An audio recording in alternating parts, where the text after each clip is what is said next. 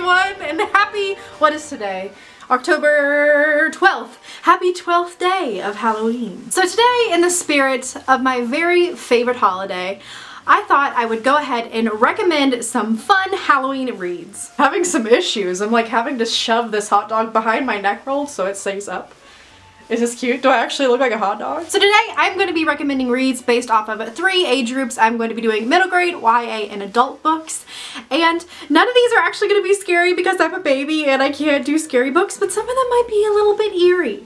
So if you're into that kind of stuff, stay tuned. Starting with middle grade, the first book that I'm going to recommend for you today is called Night Book. So this is the perfect Halloween book that I just recently finished. It follows a boy who, by the way, is like a chubby young protagonist, which is so cool because I never get to read about chubby characters, and like he's just nerdy and he wants to live his life and have friends, but he kind of doesn't quite fit in because he is really obsessed with horror. He likes monsters and ghosts and skulls and blood and all that kind of stuff, and all the other kids are kind of creeped out by him, but in reality he's just a really nice kid who wants friends. Because of his love of horror, he accidentally gets kidnapped by this evil witch, and it kind of turns into their like a Sherazade type story, like 1001 Nights, where he has to tell this witch a scary story every single night to be able to survive. I just really enjoyed this story. I thought it was really cute, it was creative, there was amazing diversity. There's basically 3 main characters and 2 of them are women of color and the other one's just like this little chubby boy. Oh, and there's a cat too, so like,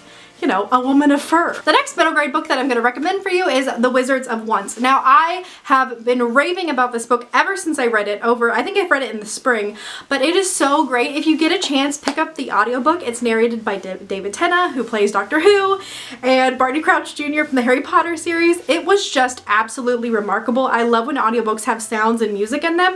It just takes it to a whole new level. So this story takes place in a world where wizards and warriors have been at war for thousands of years, and a young warrior girl and a young wizard boy meet up in this forest, and they basically have to fight this great evil together. And it's a start of a new middle grade series, and I just had so much fun with it. There's so many whimsical fairy tale like creatures in it. It's got a really great message, and it's heartwarming but a little bit creepy at the same time. The next book I have to recommend is The School for Good and Evil. So this book has a really interesting concept because it does involve a school for both good and evil. An evil school that teaches like witches and evil people and like all of the terrible villains in your classic fairy tales, but then it also has a school for good where all of the aspiring prince and princesses go to learn how to be royal. But what happens in this story is the girl who has expected her whole life to be a princess and a girl who has expected her whole life to be a villain are switched, and they end up in the wrong school. This series is so entirely creative and completely immersive.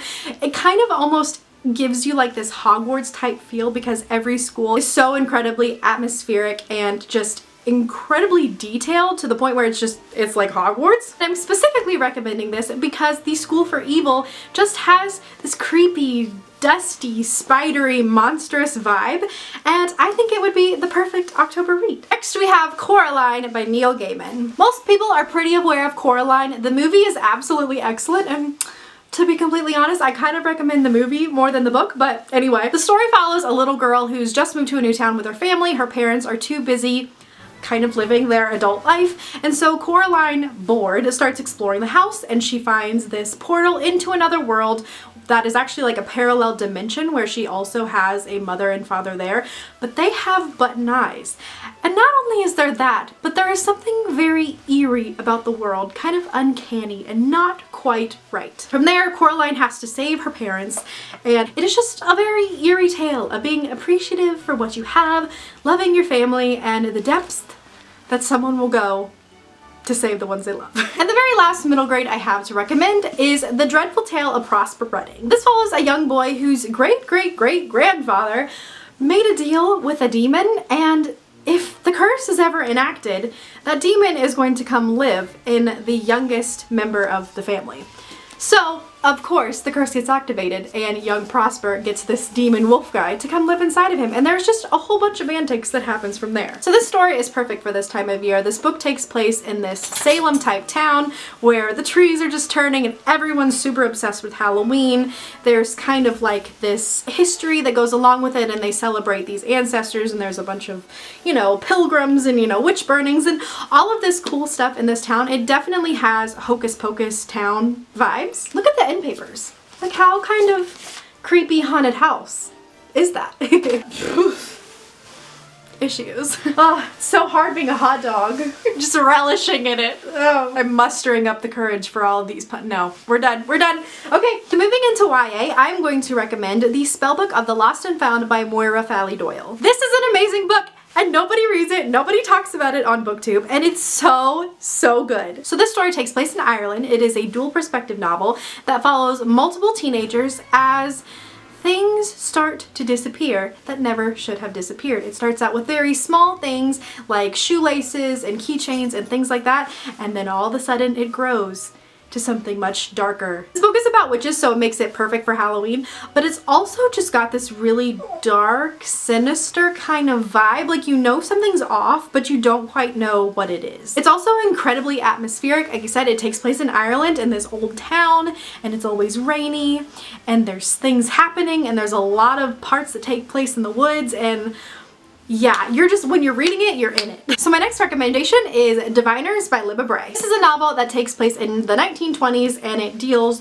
with fortune telling and magic and really creepy ghost demons that like come back from the dead. Libba Bray's writing is absolutely incredible. It's so beautiful and poetic, and she just creates such a great atmosphere. Like, you can really tell that she's done her research to make this as realistic to the 1920s as possible. Out of all of the books on this list, this one is probably the creepiest. I wouldn't say that it's straight up horror or scary, but it's definitely got a very creepy vibe to it, and it's kind of, if you're not okay with like the religious zealot, almost kind of like possessed type villain, you might be kind of freaked out by this. I've heard people actually get nightmares from this. Again, I didn't find it that incredibly scary, but it is definitely creepy. My last two YA recommendations are actually both by V.E. Schwab. I think Victoria Schwab in general is just perfect for this type of year because she likes to write darker type books.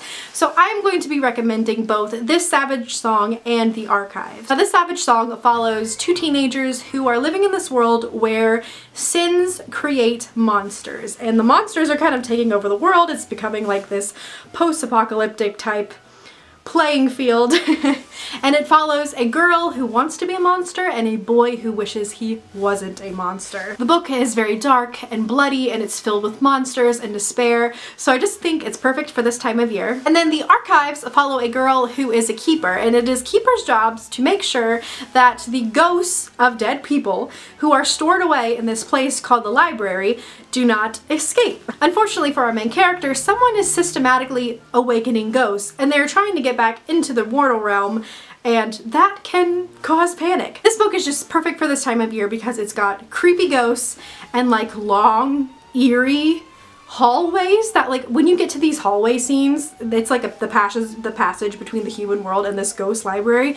It's so creepy. Your little hot dog heart is just pounding away because you're just like, oh, don't go around the next corner, it's so scary. I absolutely found the kind of like murder mystery, although the ghost's already dead, so it's like the unmurder mystery, absolutely enthralling in this book. It made the top 10 best books of 2017 for me, so I highly recommend it. Moving into the adult books, the first one I'm going to quickly mention is The Death of Mrs. Westaway. I have talked about this book nonstop, so really quickly, it is just about a girl who gets a letter from a deceased woman saying that, hey, I'm your grandma and I left you all this money, come to my house and pick it up. And she's like, oh great, that's wonderful, but you're not my grandma, but I'm gonna try to take the money anyway. So the main character gets to this house. It's really creepy and super atmospheric. There's like a creepy maid that lives in the shadows with a bunch of secrets.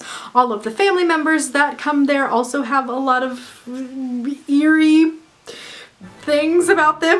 And I just found it an absolutely enthralling mystery. The next book is for those of you that are sci-fi fans but are also looking for a thrilling, creepy mystery, and that is Dark Matter. Dark Matter is one of those books that if you know you like sci-fi and you know that you like thrillers, like, just go into it blind. I think all that you need to know is there is this man and he has a pretty good life, but then one day he wakes up and his life is completely different and he's surrounded by people in hazmat suits looking down on him, asking him very peculiar questions. This book is probably the most thrilling, heart-pounding book I've ever read. It just takes you for such a crazy, wild ride. I'm usually pretty good at guessing twists, and there were so many twists in here. It's just like one after the other, and it's insane. Your heart races. There's parts where you're scared. There's parts where you're just like, why? This is so sad. And then other parts where you're just like heartwarmed. So I highly recommend this one. The next adult Halloween recommendation I have for you guys is The Pictures of Dorian Gray. Now, this is the classic, so I assume most of you have heard of this, but this is basically about this man who has a painting of himself. And it's a magical painting. And he lives this very hedonistic life where he just loves to give into the pleasures of the moment. But as he sinks deeper and darker into his own pleasures, this magical painting on the wall starts to decay. And I don't want to say much more than that because you can just read and find out. But it's very eerie and it's very twisted, and for a classic, it's quite creepy. Speaking of classics, my next recommendation is a little bit more of a classic mystery, and that is And Then There Were None by Agatha Christie. For anyone that didn't know, this book is what the movie Clue and the board game is based off of. The story follows a group of people that are all together on this island in this kind of creepy haunted manor.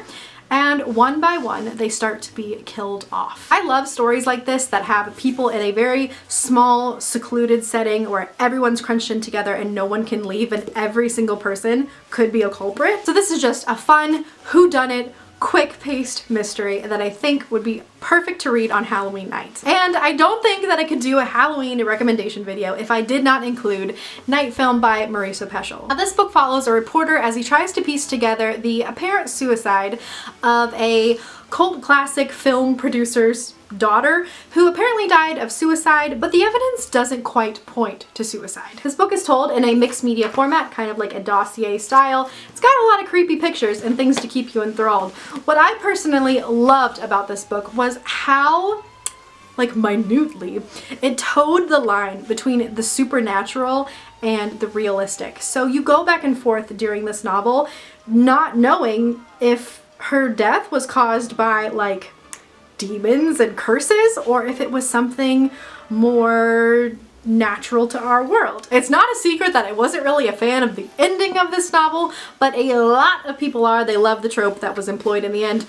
But either way, it is an absolutely enthralling read. I was at the edge of my seat this entire book, and I highly recommend it. So that concludes my Halloween book recommendation video. I hope you guys enjoyed it. Let me know down in the comments if you've read any of these books yourself or what spooky books you plan to read this month. Don't forget to like and subscribe, and I'll see you in the next one. Bye!